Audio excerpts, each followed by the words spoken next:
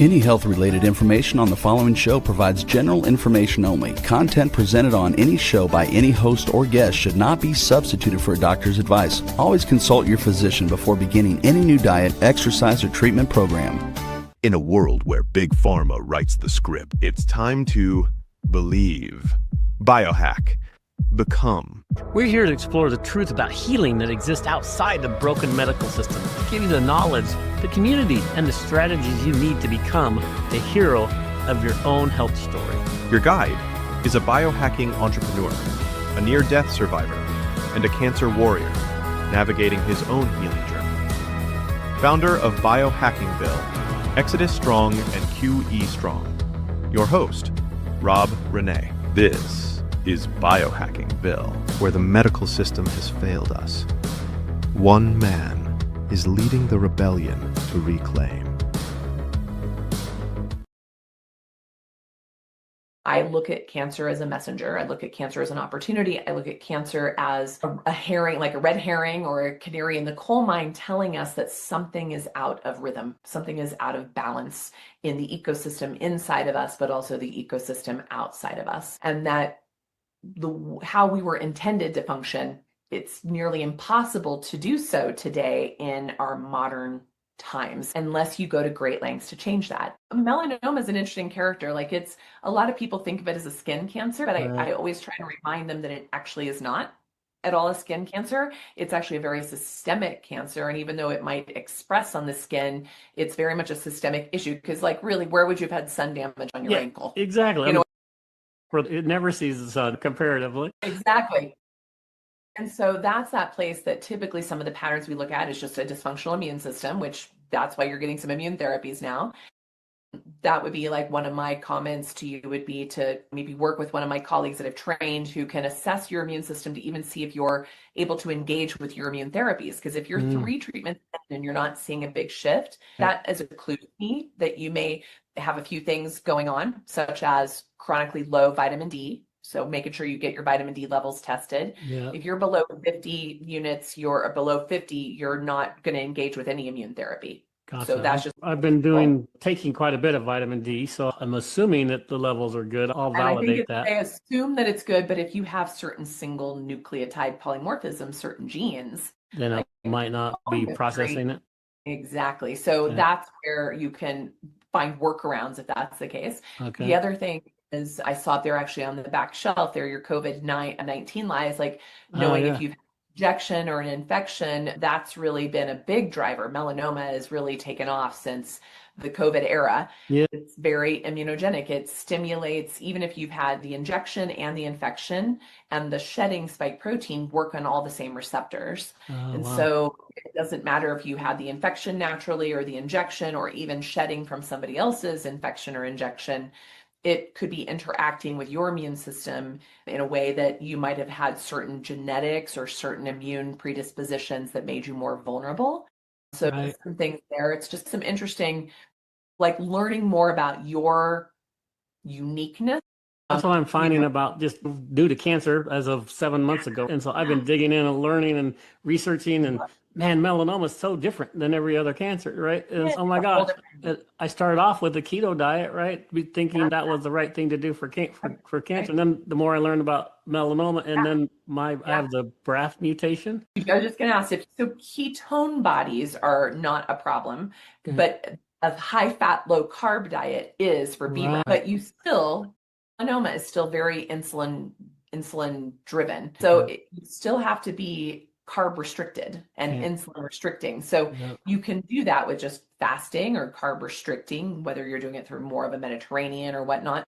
You also would want to look at your insulin levels and your insulin growth factor, which is one of the big drivers. So even with the BRAF mutation, it doesn't mean no ketone bodies. It just means don't do a high fat, low carb diet to achieve those ketone bodies. Yeah, which is what I was doing. Because I love meats and cheeses, and I'm like, hey, if I'm going to do a diet, I might as well do something I like. But you can still, like a lot of my melanoma folks with BRAF mutations, we have them still on carb restricted. Maybe they implement a lot more fasting methods or just low carb vegetarian or low carb Mediterranean Yeah, I've been trying version. to do the Mediterranean diet right now, so I'm introducing a lot more carbs, but they're all good carbs.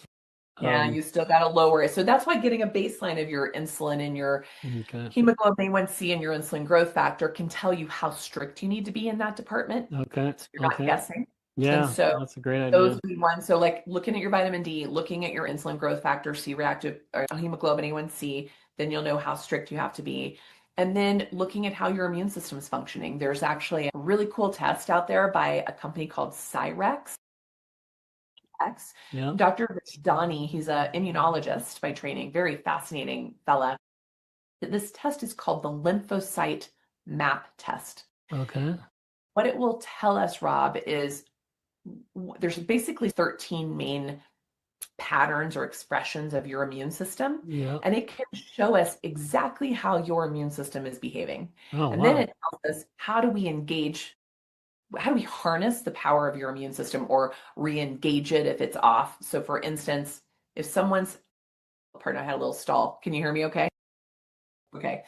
If someone's taking an immune therapy and they're not getting the response they want, that can indicate a few things. That can indicate vitamin D deficiency. That's one potential piece. Yeah. The second piece can indicate a microbiome dysfunction, which your microbiome fingerprint is very important to how you respond to immune therapies. Okay. And the third is your T cell behavior. So if you're exhausted on your T cells, what's called a cold tumor or a cold process, you won't respond to immune therapy. So we have different methods of waking up your response to the immune therapy. So things like hyperthermia and mistletoe really potentiate that. Okay. And then if you wanted to look at your microbiome function, there's a test called Vitract. I think it's $120. It's not really expensive. That will tell you exactly what your microbiome is doing. That tells us what maybe deficiencies you have, that if we replace those with a supplement, you could actually bring response back from your immune therapy. Oh. Fully wiped out. If your poor microbiome is completely wiped out, and especially at MD Anderson and the region, a lot of the regional hospitals in Texas, they're doing paid by insurance fecal transplants to make you more responsive to the immune therapy. Fecal transplant. Yeah, I know. You're like, wait, what? And so I feel honestly, what I just shared with you, because melanomas tend to do very well with immune therapies. But if you're having a little lackluster, things I just told you, the microbiome, the D3, and the exhaustion or cold tumor process, those are things that can easily be turned back on with integrative care. Okay. I love it. And those are things that are going to require. And that to me is, if I could have offered you any pearls today, of giving you some clues as to how to enhance your response to this immune therapy. I love you're working with a lymphedema specialist, because that's going to help your body as well. Because all that's, first, it's uncomfortable. It doesn't have life. And I had a cancer 34 years ago, ovarian, and still deal to this day with some, because I still have scarring from the tumor and I had a lot of lymph node calcification. So I have the lymphedema. And so I have to be very careful with that. So things like lymphatic, jumping on my little trampolines. Yeah. I bought one of those little shakers too. Exactly. Yeah. So those are the cool things that have kept my lymphatic system functioning all these years. Those are some pearls right there that I hope that clip alone could be worth its weight in gold with your community of just saying, considering an immune therapy, these are the 3 factors that have to be functioning well for you to have a good response. That's beautiful. That's beautiful. So thank you for that. I'm going to just start at the beginning, if you don't mind. Do you still have time to? Okay. Let me just make sure. Let me just check on my calendar really quick. Sounds great. I've got plenty of time, but I want to make sure. I don't have anything till 1:00 my time, which is 2:00 your time. So we're good. Perfect. So let's, if you don't mind, I'd just love to, I want this to be about you and what you're doing. If we get into that same conversation, something that's fine, but I also, there's so many things, your background is so fascinating and how you're helping people is so fascinating. I want to just let you talk about you, and then I know there's going to be lots of nuggets as Oh, part of that. And I'd like to make it conversation, just like exactly what we just did. I want to continue to do. Are you good with that? I'm so down with that. Thank you very Okay. much. Yeah, Yay. sounds awesome. So I'm already recording, so I'll just get started. I'm going to do a quick intro. So I'll count down Thank you. 5, 4, 3, 2, 1. Hey, welcome to the inaugural BiohackingVille podcast. This is so exciting because I have an amazing guest with us. It's Dr. Nasha Winters, and she is absolutely phenomenal. And she's a perfect person to have as the inaugural guest because her background and experience is vast, and she is a cancer survivor and winner, and she's been thriving. But not only is she that, but she has turned that into an amazing career where she's helping literally thousands and thousands of people get through this difficult issue. And she's done some really fun things that we're going to talk about. So welcome to the show. Honor, Rob. Thank you for having me. And I'm very excited about what you're creating with this podcast, or such a great way to bring us all to the table for conversation. So I'm really looking forward to this conversation. Appreciate it. I'm really excited just to bring in the three things we talked about, 3 pillars, right? Biohacking, which is so popular and exciting. A lot of people are interested in it, which will be fun. And we're going to talk about a lot of crazy topics about how we help the human body do what God intended it to be. And that's the third pillar, is the foundation, is my faith. And I believe there's a lot of other people with faith that are going to love these discussions, because we're going to integrate faith into the topics as well as biohacking. But then obviously the thing that you're very interested in is metabolic health and integrative oncology. So we're going to have a discussion and section within this, with this community, a community of communities, about integrative oncology. I'm excited to dig into that, something I'm very passionate about personally, and we'll get into my story at some point, but right now we're talking about Nasha. So let's talk about Nasha. So Nasha, why don't you just give people a quick background of yourself, and then we can dig into the fun stuff that you're doing now.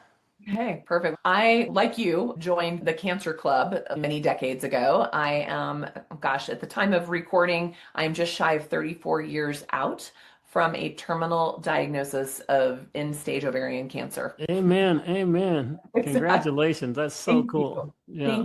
Thank you. And it's been a really interesting journey. In fact, I will be really transparent with your listeners. I didn't expect to fight it or fix it or cure it. In fact, for the years leading up to my diagnosis, I was really, I was reticent about life. I didn't have a will to live. In fact, I tried to take my own life on occasions, and had lost my faith along the way. I grew up in a very conservative state and conservative religious environment that was not resonant with my soul. Right. It was more like fear-based, and that's not the way I choose to live. Yeah, that's not the way it should be either way, right? No. So I'm definitely more about love and faith based on that piece here. Right. But my experience when I ended up with the diagnosis was very much about lighting that inner fire again, like helping me choose to live and helping me connect with my faith in a very new way, like the new compared to what I'd been raised in. Really been a guiding light for me. So I think that's a really important part of my story. And again, in that place, I was also trusting that I didn't expect to fix this. I simply wanted to understand it. And what an interesting almost 3.5 decades later, I'm still learning. I'm still understanding it, and not just for myself, but for, as you mentioned, the tens of thousands of folks I've had direct impact with and hundreds of thousands indirect impact with. So amazing. Understanding, it's just incredible. And I really look at cancer differently than maybe standard of care. I look at cancer and thank you. I'm so glad for you. Good things that standard of care can offer. You and I were having some great discussions before this recording of there are so many things we can do as in the integrative world to enhance your standard of care. Right. Therapies, things that are very accessible, things that are very universal. And we'll touch on that here in a moment, because that ties in your biohacker piece as well as the oncology piece. But that's what I got started on this journey of just being really curious. And that, I think, is really the MO of the biohacker community as well, is curiosity. The other component of this is being the living laboratory. So biohackers are always like trying on different things. Right. Right. That's what I've been doing as well all these years, and applying the things that survived long enough to learn something new, to then apply something new to myself, to then learn something else new and apply something else. It's just been this sort of iterative process. And so that being said, to give a little context of what I've done with that is, a lot of people say, what did you do in the beginning? Like, how did you cure yourself? And I feel like I should always be very transparent with people. I would never say that I'm cured. Good point. Okay. And that's a very heavy and defined and even like concrete concept, in that all of us have cancer all the time. There you go. And See, most cancer, people don't think that. You don't think if you're walking around that you have any cancer cells in your body. But like you said, everybody does, right? These are all the fun things I've learned in the last 7 months. So interesting. but the amazing thing, this beautiful container we all have, is these amazing built-in dynamics that keep that at bay, keep it in harmony or synergy with the rest of our ecosystem.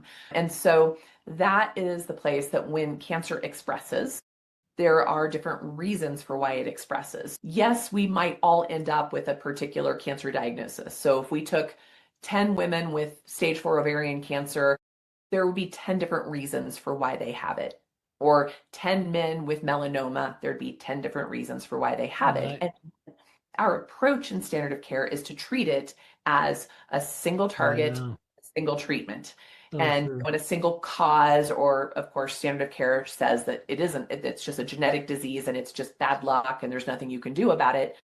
That luckily is a bygone era. Luckily, that 110-year, 111-year-old theory is dying. Yeah. I know, like, in fact, just in the last month or two, a paper came out showing that, in fact, the metabolic theory of cancer now outpaces the somatic mutation or the genetic theory of cancer, so that we're starting to look at cancer through a different filter. Not to say that genes don't play a role, right? They're just not the first expression. The downstream effect of a broken mitochondrial metabolic behavior is what leads to genetic vulnerability and genetic mutations and genetic signaling, but it's not the starting point, which is how we've approached it all of these past century and a few handful of years. That's a piece that I've been so interested in learning over all of my 3+ decades in this, is to understand the why of cancer, the individuality aspect of it, and the N of one treatment of it. Yeah. I love that, because that's what I'm finding is so fascinating is, like you said, it's so individualized. Not only the different types of cancers, right? Every single type of cancer has a different mechanism and a different way to fight it. And it's just the word cancer is just so vast. And when you start looking at each specific thing, I got overwhelmed when I first started looking at it. It's like, oh my gosh. And then everything you read is like, there's a cancer treatment for this. Oh, have you done this? Have you done this? Have you done this? Have you done this? And so you just get this overwhelm of information, and it's just, come on, how do we make sense of this? And so I love your metabolic process in your book, because that started to make sense to me. And I was an athlete when I was young, and I remember one of the ways that I was a better runner, because I read this book called Eat to Win, right? And it was all about your nutrition and how what you put in your body fuels your body. So I had that foundation, right, as a young man.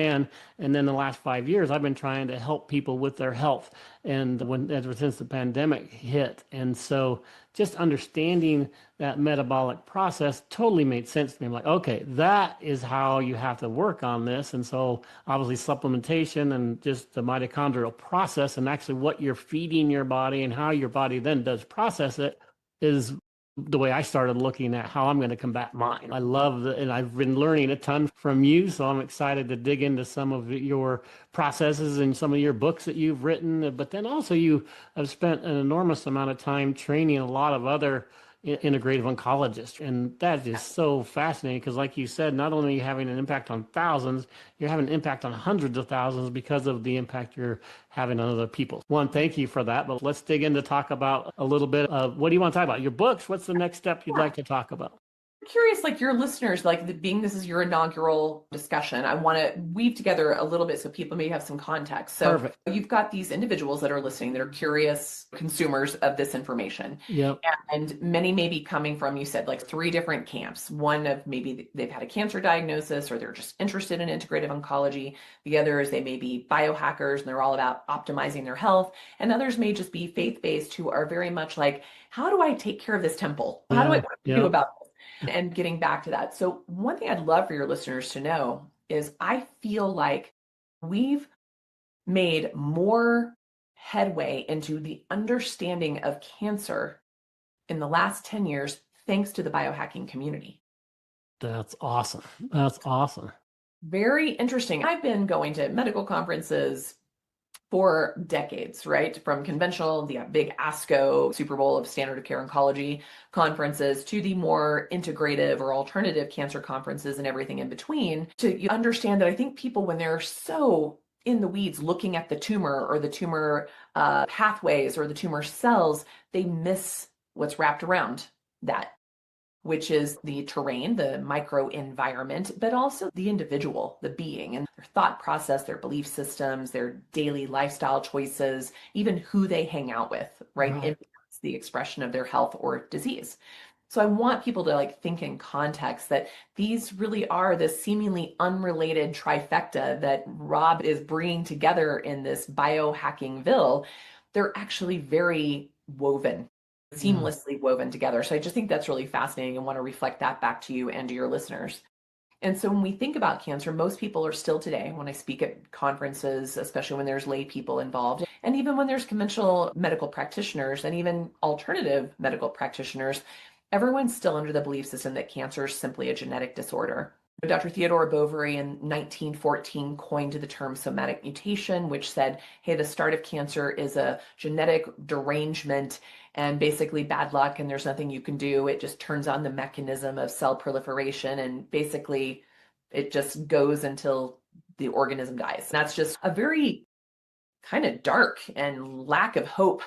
But that's the theory we've based all of our research in, all of our treatments on, and our ethos. In fact, we have made cancer, we've warred against cancer since 1971, when the National Cancer Institute came into creation, and when President Nixon declared the war on cancer. We were coming out of multiple wars, World War I, II, Korean War, Vietnam War. So we had a collective cultural understanding of war. So it seemed to be a good sort of metaphor to really direct our approach, which might have worked really well, or the idea of it in the beginning. But I want your listeners to know that we've virtually had a flatline impact by that declaration. We haven't really had really impressive outcomes. Right. Our overall survival rate is not that much improved over all of these years. And some of our biggest improvements were in lifestyle changes, such as smoking or things like that, like some of those fundamental pieces. But what was developing in early 1920s simultaneously to this somatic mutation was another quirky, controversial individual named Otto Warburg. There's a great book by Sam Apple called Ravenous, if people want to read the history here, who said, wait a minute, I think there's an upstream effect to that genetic expression, and that starts at the mitochondria. He was noting that these little cellular organs, within our cells, was where the magic was happening with regards to a cancering process. He noticed that cancer tumors, the mitochondria were fewer in number, and they looked really sick. They looked really shriveled and malformed and not very productive. And so for your listeners, mitochondria are the powerhouses. We were all taught that they're the mighty mitochondria make our ATP. It would still be another 100 years before we really understood that mitochondria do a heck of a lot more. Mitochondria have evolved from bacteria and take up to upwards of 20% of our body mass. And so when you just think about that for a moment, and you think about all the things that have come to fruition in the past 50 years, we have changed our farming practices, we have changed our medical practices, we have basically blanketed the entire planet with a massive antibiotic known as Roundup. And when you think about 20% of your mass is a bacterium. That probably should be a clue. That could have a role in this as well. To look at the fact that, gosh, when I left medical school, the average age of somebody being diagnosed with cancer was 68. Cancer was always considered a disease of the elderly, of the age. And yet now the average age is 48. That's just in less than 30 years. Horrible. Yeah. And to your point, since COVID, we now have a 36% increase in cancer diagnoses in people under the age of 40. Jeez. Right? Yeah, So that's just ridiculous. Yeah. It is ridiculous. And three big things have changed in the last 100 and 150 years. Number one, today we went from about 5 pounds of sugar per person per year in the 1850s to over 150 pounds of sugar per person per year. And let's not even talk about what sugar is sugar, whether it came from an apple, whether it came from like white table sugar or high fructose corn syrup or a piece of bread or a potato. Your chemistry, your physiology sees it the same way. The processes is the same in your chemistry. And so that's a big change. The way we raised our animals, like no animal, we should never eat an animal that's been raised in a factory mass-produced environment. That's like eating a Superfund site. So, that I think no one would ever, our traditional diets of hunter-gatherer, those weren't causing cancers, but definitely factory farmed and antibiotic-driven fed and hormone-fed animals eating glyphosate-drenched grains. No one should be eating that, including the animals. That's a big change. And then also since the 1960s, we have a lot of new things. We have things like hormones on the market, which we pump into our food systems that we also are pumping into our humans. We have all these endocrine disrupting chemicals, glyphosate being one of them, but plastics. Did you ever see the movie, The Graduate? Talked about back in the 1960s, there's a famous line in that movie said, plastics, invest in plastics, the future. So that didn't exist before then. That's brand new and it's completely changed our physiology. But also the over 100,000 chemicals now that have come to market since World War II that have not been thoroughly tested, nor have they been looked at how they accumulate and interact with each other. Say, gosh, scratching their head, wondering why cancer is on the rise.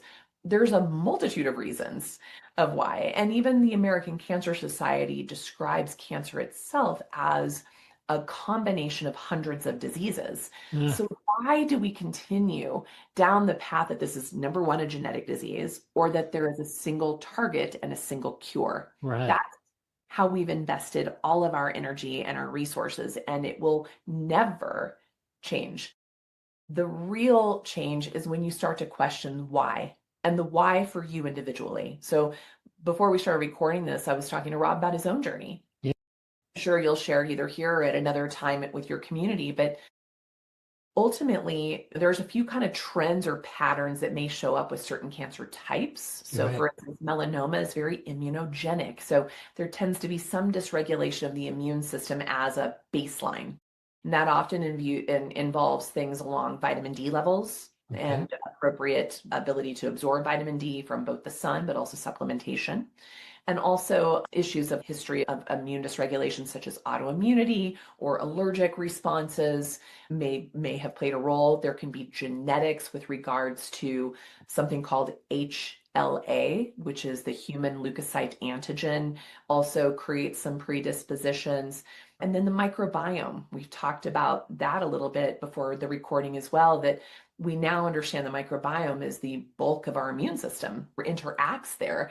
And yet, as I've already mentioned, if we've blanketed the planet with this antibiotic substance, can you imagine the impact of our microbiome, which will have an impact on our immune system, which will have an impact on our resistance and resilience to disease of any kind, but cancer in particular?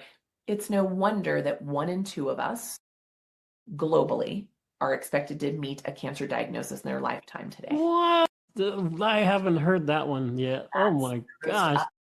That's the most up-to-date statistic. And in the United States alone, in 2025 study, the United States alone, 1,700 people a day will die from this disease, and 26,000 people a day will die from this disease globally. How many globally? 6,000. Wow, that's just brutal. We're not asking the right questions. We are not looking for the right solutions. And that's what my life's work has been. I believe that's why I was given this opportunity. I look at cancer as a messenger. I look at cancer as an opportunity. I look at cancer as a herring, like a red herring or a canary in the coal mine, telling us that something is out of rhythm, something is out of balance in the ecosystem inside of us, but also the ecosystem outside of us. And that how we were intended to function, it's nearly impossible to do so today in our modern times, unless you go to great lengths to change that. And that's what takes us back to the conversation about why biohacking has become such a popular tool, is that it's reminding us of where we came from. You can get there with natural means, such as light, watching sunrises, sunsets, getting your feet on the ground. Blue light, the grounding. Right? All those things. Two of my favorite things. Yeah. And eating a whole food, real food, whole food, seasonal, local, regional diet that's true to your genetic composition. Those are things that are considered biohacking. Right. And dealing with your stress response, your vagal nerve tone, breath work, and cold plunging, and all the things that are considered biohacks are things that actually set the tone of our nervous system to respond to the day-to-day stressors in a good way or a bad way, depending on how the tone of our vagal nervous system is functioning. These are just examples of where biohacking has become such a powerful resource and tool for the cancer community. And you can get as also expensive and high tech with biohacking as well. But Right. for the without means, there's a heck of a lot you can do that doesn't require a price tag. That's Right? right. Yeah, you talked about two of them, right? That we're just getting that natural blue light from the sun before, at the dawn and dusk is free. Go get some of that. Get your feet on the ground. Their grounding is free. Doing breath work is free. Think about this for a moment. Average American, the average time Americans spend outdoors is 15 minutes a day. Or not too long of our history, just a few generations ago, we spent an average of 4 hours a day walking. Wow. Outdoors. Wow. And the concept of like chop wood, carry water, just the natural movements of survival were very different than today. Oh, man, yeah. Kids, right? They're on their devices. Everybody it's just amazing how we've transitioned. And yet, so when you and I talk about just common sense and free for you to watch a sunrise and sunset and get out in the middle of the day to get the right light frequencies that are signals to our physiology, specifically to the cytochromes of our mitochondria, which is where health is created and destroyed, is at that level. In fact, our body's ability to combat cancer is also dependent on the function of the mitochondria. The concept of apoptosis, or programmed cell death, is under the direction of our mitochondria. And so the irony that we use tools in standard of care oncology that directly poison the mitochondria further, to me, the bigger miracle is that we survive standard of care. Yeah, seriously, right. His thing is that it shouldn't be either or, standard of care or alternative, because my tools as an integrative oncologist increase the response rate and the quality of life and the quantity of life in patients undergoing standard of care. So basically, somebody like me makes standard of care doctors look better, right? Like, yeah, it's not about either or, that's bad or good, because there's a lot of amazing things that standard of care can do. You and I talked about this. You're taking an immune therapy right now, but how has your standard of care team looked at your vitamin D levels, looked at your microbiome, looked at your immune function? They haven't. The only thing they did, which I was at least glad they did that, was they did genetic testing on it. I was like, good, at least I understand that. So now that I understand that, I can then do more research and see how I can help them. That's what I told them the last time I met is, hey, I'm doing all this diet and natural things to help you because I want you to help me.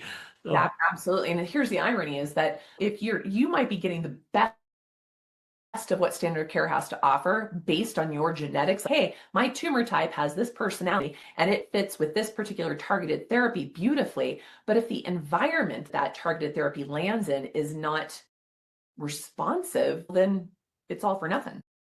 Right. And that's stuff that I had no clue about.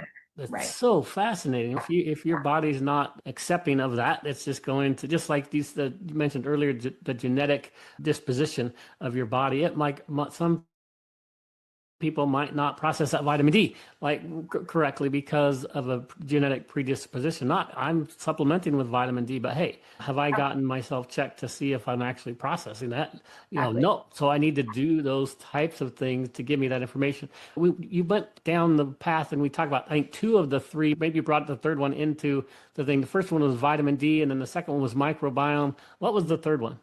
The third one is just your overall sort of pattern of your immune system. Okay.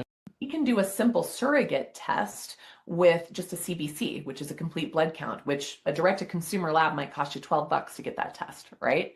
But on that test, it's going to tell me your white blood cells and their function. It's going to tell me your red blood cell function, your kind of marrow health. It's going to show me your platelets, and it's going to show me your monocytes and your eosinophils and your basophils, which are these other subsets of your immune cells. And for instance, if I'm seeing highly elevated monocytes in someone who's dealing with cancer diagnosis, that could be a sign that you're also dealing with a viral infection, but it can also be a sign that you're doing something called a macrophage shift, which means that your immune system is now cloaking the cancer from the treatment. Actually, the cancer cells are able to hide from Right. surveillance and from your immune treatments. That's not a good sign, right? Yeah. It's called the neutrophil to lymphocyte ratio. There's also platelet to lymphocyte ratio, and there's various ones, but the simplest one to look at is your NLR, neutrophil to lymphocyte ratio. You want to have you want to have 1 to 2 neutrophils for every lymphocyte. But if you have more lymphocytes than neutrophils, that's classic for myelodysplastic syndrome or leukemias and lymphomas, sometimes melanomas, or that's also classic of someone who's been over-treated standard of care that's then pushed the marrow into a dyscrasia or a sick bone marrow, right? The other side is when you know patients are no longer responding to a therapy or have a poor prognosis before they even start a therapy, is if you have more than 3 to 1 neutrophils to lymphocytes. So the more neutrophils and the lower the lymphocytes you have, the less responsive you are to any therapy and the higher the incidence of death. If you even went to PubMed, neutrophil to lymphocyte ratios are prognostic for all-cause mortality. Wow. Right? Interesting. This is a $12 test. Wow. And how many people know that? Exactly. No one. So the $1,000 doctors to date in 46 countries that we've trained, and we're training more globally all over times a year. But things like that. But we can also do some sort of more sophisticated immune testing. So we can look at natural killer cells and T cells, and we can look at the certain ratios of certain cytokines that show me how your immune system is responding just to your day-to-day, but also to whatever treatments. So you and I talked about before, if someone's taking immune therapy and it's not doing anything, that is a significant indicator that it's what we know as a cold tumor, okay, or a non-responsive tumor, or some people classify it as an exhausted T cell process. Okay. Now, standard of care, they don't have really any tools to warm that tumor up, except for just trying to throw more checkpoint inhibitors at it, more immune therapies at it. But it's like throwing something to a wall and it just slides down. It's not sticking. Right. So things like mistletoe therapy, which is one of my books, is called Mistletoe in the Future of Integrative Oncology. Yay! There it is. That's like one of our really tried and true ways to warm up the immune system and Awesome. create a better, robust response, for instance, to an immune therapy. Also, hyperthermia. So Okay. bringing heat on can also do that. A heat above and beyond a sauna level, but heat nonetheless can also potentiate that warming effect to getting a response.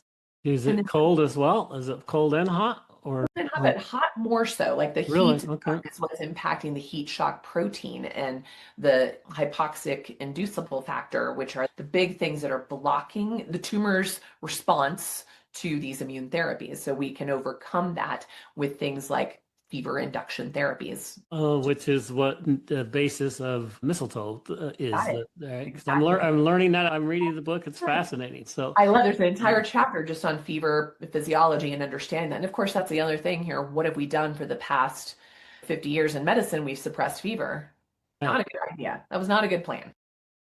So fascinating. Yeah. It's So very fascinating. fascinating. And so our bodies have forgotten what they were divinely designed to do. Hey, that's the key point. I want you that what you just said is so absolutely critical to my understanding of this whole philosophy is that God created our bodies so wonderfully and fearfully that it's that we're still trying to figure out the design of this amazing body. And we still haven't figured out. But he did design it in an amazing way that our job is to figure out how it's working and give it what it needs. And guess what? He designed it to heal itself. Well, love that. I want to keep preaching that, and I want to keep talking about that because I think that's critical to people's understanding. And then when you understand that, then you can start looking at and researching the things that you're doing, then things start making sense. That's what I love about it. It's common sense once you look at this amazing body and how it works and how it functions and how you give it the right nutrients. And I'm not a doctor, right? I'm just an average Joe that I love my human body. I love this temple. I love athletics and I love biohacking and I'm just passionate about it. And I'm obviously passionate about living. I think God has me on this earth for a reason, right? I want to make a big impact on this world. And I think this is what he's done this to me specifically so that I can be healed and I can understand this and I can help others. So I'm doing this podcast, not for me. I'm doing this podcast to be a blessing to a lot of others. Oh my gosh, this is just so much fun. I could do this for hours. I know we don't have hours, but I'm super excited. What are the fun things that you've been doing? You mentioned just in passing that you've been training thousands of doctors and you do it year in, year out, which is just incredible. Is that what your passion is now? Or what's the latest and greatest work for Nasha?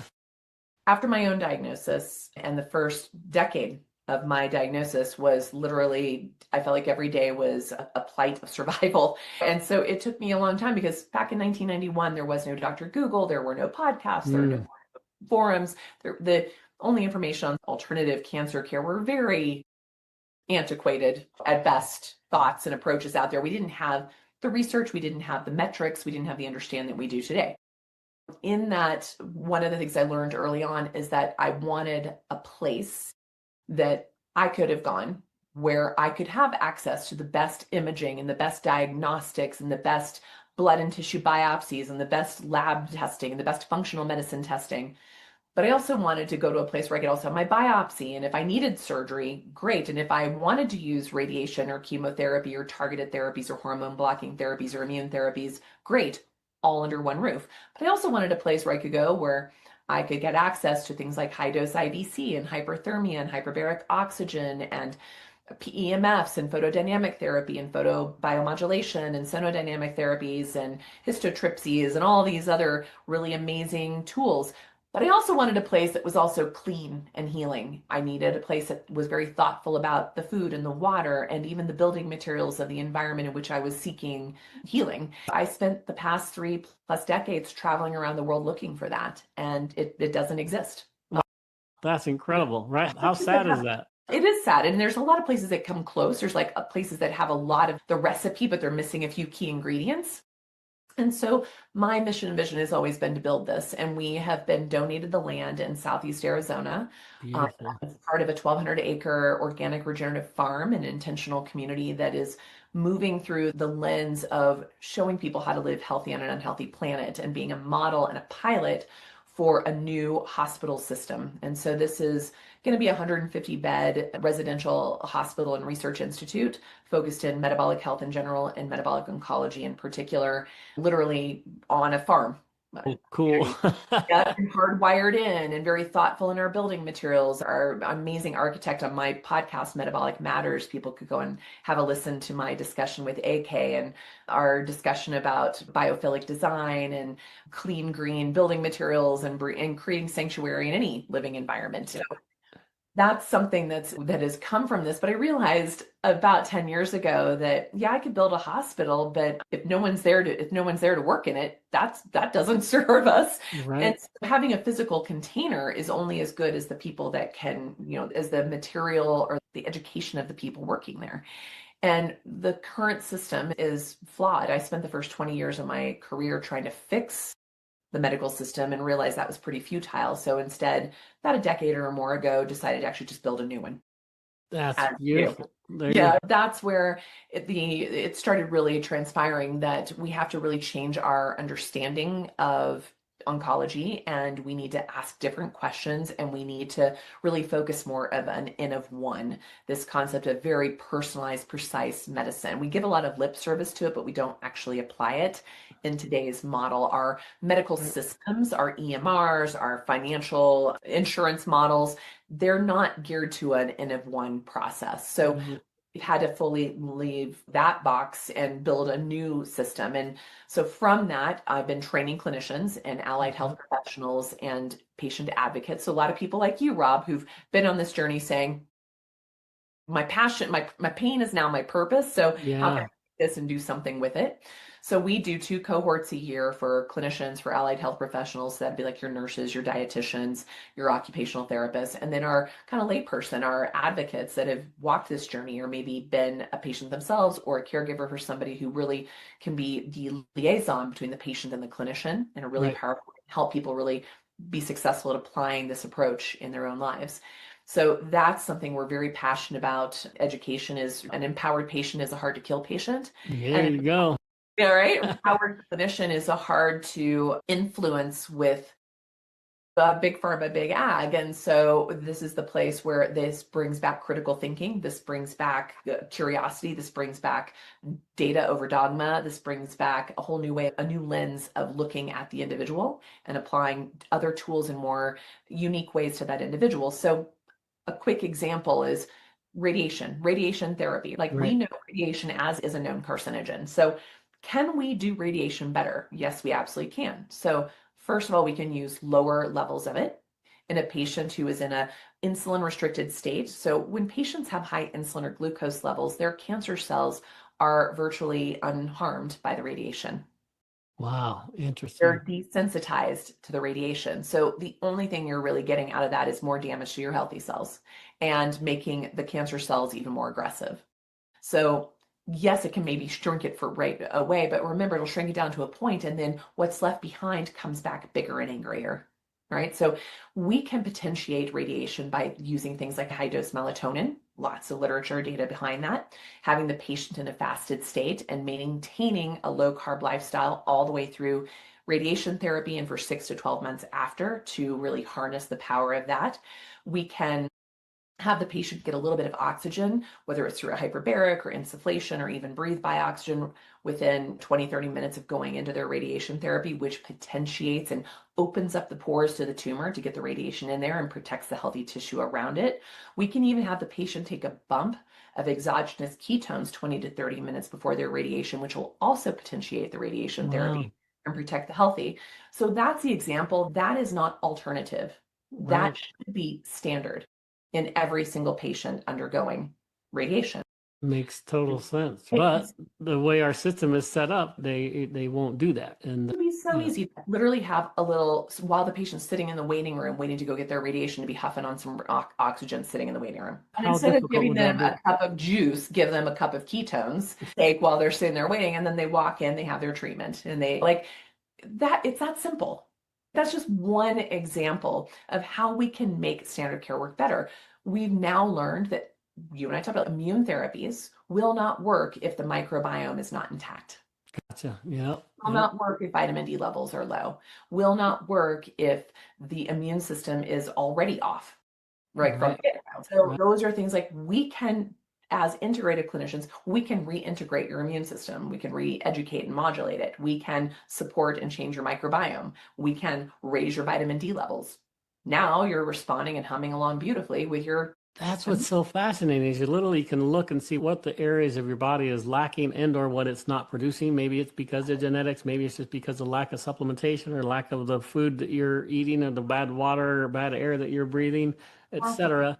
But you can reverse that, which is so amazing if you understand it. So you mentioned the microbiome. There was a couple of, I think, a test, something that you mentioned that people could do. What is that again?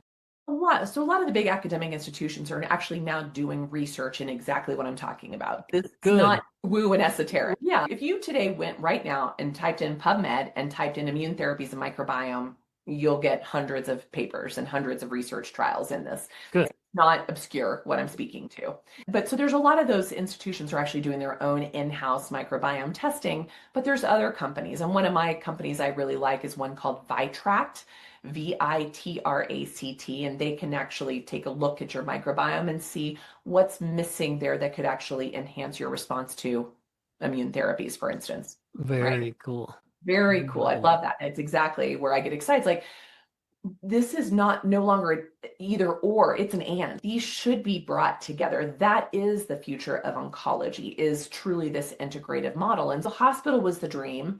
And then the kind of becoming aware of and asking different questions and becoming aware of all the things that you're putting in, on, and around your body, including places, people, and things that are new to our environments over the last 150 years that we need to become aware of and make concessions for. But then also training. So training the next generation of clinicians, training allied health professionals, training advocates, and training patients, and understanding that there's more to this than just being a lump of coal and letting everyone do something to you. You've got to be an active participant in this process.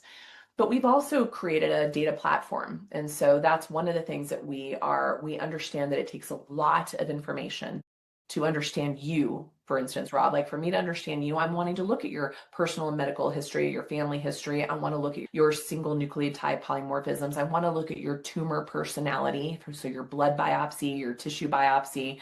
I want to look at your functional testing to see what types of other issues might be going on, whether it's in the immune system or toxicants or hormone dysregulation, blood sugar dysregulation. I want to look at even your traumas. I want to look at your emotional history and your emotional intelligence. And I want to see, there's lots of studies showing that adverse childhood events impact the way your body responds. And now how crazy is that, right? It's like you don't even think about stuff like that ever. No one does, but it's so critical and so important that you would have told me that 5 years ago. I'd say, you're nuts. But now it's like, I'm such a believer in that. So amazing. It's so critical. Sorry to interrupt you, but it's like no, but that's it. It is so cool because those are the pieces that really create that individual understanding. Right. That's a lot of data for a clinician to move through. And that is not a luxury of time, is not what clinicians today have. True. So the platform is to take all that information in. It's a multifactorial translational tool that leads to clinical decision making for the clinician to help see the N of one of that patient, so that we ascertain right away what that patient's main drivers are, what their main patterns are, and then what are the best treatment choices. And that may include things from the NCCN guidelines, which is like the decision-making body of standard of care, saying if this, then this for treatment. So right. Into that, but it'll also look at all of the data. There's literally 600,000 resources out there today that says, hey, for a BRAF mutation, we can look at these particular off-label drugs or these particular nutraceuticals or these particular herbs or these particular clinical trials that are showing impact on a BRAF mutation. Like that happens. This is the power of AI today, is that when you're asking the right questions in AI and you're bringing in the right rules-based engines and you're bringing in all of the resources, you now are opening up the aperture of that camera, of that lens, to see a far greater field of information that then tells us a very particular story about that individual, that tells us gives us a very particular roadmap on how best to serve that patient. And that's what MTomics is designed to do, is to take what takes me a good, anywhere from 8 to 15 hours of going through that patient's data, and come up with a treatment plan. This is being automated in real time, but now it's just telling me this is what's going on and this is where you start. That's so incredible. So you need to say that again. It's what is it called? MTomics, which stands for metabolic terrain omics. But MTomics is our data platform that's helping collect this data. It's a clinical decision-making tool. It's also a tool to help visualize for the patient, as a teaching tool to the patient, so they can understand their uniqueness. That's beautiful. They can see the drivers themselves. They get the immediate feedback. So we're APIing with like wearables, from HRV technologies to CGMs to blood ketone levels, to there's even cool technologies now in facial recognition, like actually is diagnostic in cancer and diagnostic and even behavioral patterns, and even diagnostic to the clinician to teach us how best to meet that patient. Wow, interesting. No. So this tool we're really excited. It's been betaing in our community for some time, and it's about to go to beyond our community by the end of this year, early part of 2026. So we're hopeful about that being a tool that will be an instrumental change in medicine as we know, in oncology in particular. Yeah. How do people get access to that? Is there? We're still taking go to mtomics.com, and that'll start to get you into the realm to watch for it. There's still a lot. Data technology is expensive, and so we're always looking for investors and people to keep developing this, because we've been bootstrapping all of this for many years now to build it to the level that it is today, but it's going to be iterative constantly. It's going to be a dynamic system that will be evolving as our knowledge evolves, as our lives evolve. So we're very excited about that. So there's opportunities there for investment, but there's also, it will still launch soon in a way that's still meaningful, even though we have a long-term plan of where it's going to go. Very meaningful. Like, it'll still be nothing like anybody's seen so far. Exciting. Yeah, that's so exciting. I just love it, because you're treating the individual. What do you call it? You say the N of one, or what do you? N of one. And that's just it, is we need tools to help clinicians scale N of one care. You just can't do it in systems. Yeah, it's economically infeasible to do it. And like you said, the clinicians don't have, I'm lucky if I get 30 minutes with my doctor, and it costs me hundreds of dollars to have a 15-minute conversation with my doctor. I can't imagine him trying to spend 18 hours on my specific case. It'd be beautiful if he did, but it's just not feasible in our current environment. So yeah, having that tool. How unfeasible it is, that's still drawn over 1,000 people into our trainings because they know it's the right thing to do. Oh, that's great. Yeah. And we're very excited for this tool to roll out to them first. Now that a lot of them have already experienced it and already see the benefit of it, but so we're going to have the next iteration of it and be even more excited. We want our community to master it first before we roll it out to the general public, because you still have to have teachers of the teachers. Just like you still have doctors to work in a hospital, there still needs to be new methodology, new trainings out there. So our education program, our data platform, we also have a product line that's very specific to the metabolic oncology space that has never existed before, because this is a relatively new field. So we've been developing things that we've been wishing for and waiting for, and we realized no one else is going to do it. No one's going to do it, so you got to do it yourself. We created a nonprofit, which is raising funds to help patients pay for this type of care, because it's not covered by standard of care. I know that one personally. All of us, anyone who's super expensive to do even the stuff that I'm doing. I'm just doing basic stuff, and that's like. And our hope is this will be standard and someday covered, but that may be a generation out. So we need to find ways to help patients get access to this. It should not just be accessed by people with means.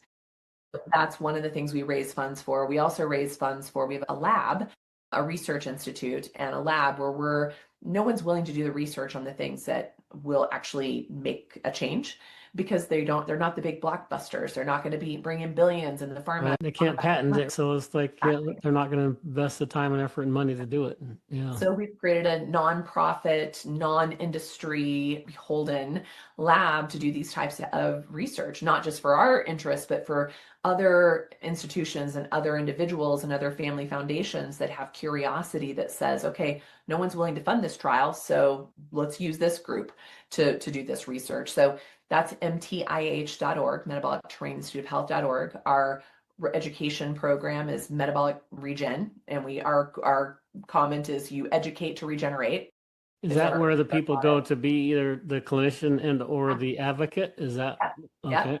For the trainings there. And then on our website, so drnasha.com, mtih.org, Metabolic Region, we also have a directory of clinicians, allied health professionals, and advocates who've come through our training and are still staying very current with their understanding and their mastering of this information, because it's very dynamic. There's so much. When we started the trainings in 2020, from then, I've already redone the training 3 different times, because that's how much has changed and grown in this. Our network shows you that these are people who are staying current on the latest information as well. So a lot of people have come through our training program that aren't still in the network. So we don't have any way to know how accountable they are to the methodology or applying it. But those who are in the network, you can feel pretty confident they're staying current and working this methodology and staying with this new approach. So there's a lot of working parts. You mentioned my books, The Metabolic Approach to Cancer. You mentioned the book. We've already shown the copy. Thank you. Emerging Future of Integrative Oncology. 2027, our book, Metabolic Approach to Cancer, will be in its 10th year. It still hits the #1 book in sales in oncology on Amazon pretty much monthly. There's like only 2 things we would change out of the book, but there's hundreds of pages of new information we're adding. So we're actually doing a revised expanded edition due out in 2027 for our 10-year anniversary. Nice. So there's that. What are those things that I need before then? Exactly. I don't want to wait till 2027. That's just it. The book now is still very relevant. It still rises to the top sales. The Terrain 10. The Terrain 10 is amazing. At your epigenetics, the fuel sources your cells are using, your toxin exposures, your microbiome, your immune system function, your inflammatory processes, your oxygenation and circulation processes, your hormone expression, your circadian rhythm and stress response, and your mental emotional health. Those are the 10 big drops in the bucket that impact the way we meet illness or meet health. And how let's meet health. Exactly. Those are the biggies. My gosh, we covered a lot of territory. Nasha, you are so incredible. Gosh, the world is indebted to you, and I'm indebted to you. And we just literally physically met today. So I'm just such a huge pleasure to have you on the inaugural BiohackingVille podcast. I'm honored. I'm excited to see where this is going to go, because I know it's going to help a lot of people, and you're helping a ton of people. So I'm excited to plug into all the things that you had mentioned. I'm super excited about learning how to be an advocate, for example. How can I help you, right? And how can you help me help others? And I think that's just a natural extension of what God wants me to do on this earth, is to help people both with their health and their faith. And so I'm super excited about that. And man, I'm just in awe of all the things that you have done and are doing. And I can't wait to see your farm and the hospital on your farm. It's going to be super amazing. And then just that data platform, that's got me super excited, because literally I love AI.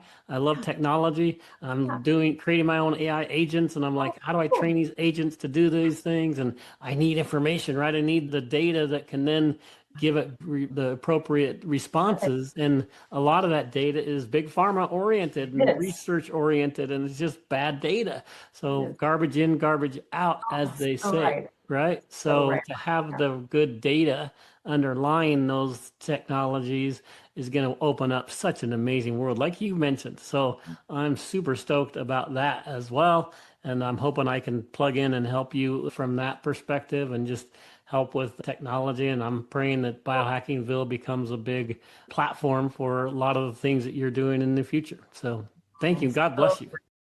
God bless you, Rob. Thank you. And thank you to all of your listeners and supporters. I'm looking forward to many more conversations that will stem from this. So it's going to be awesome.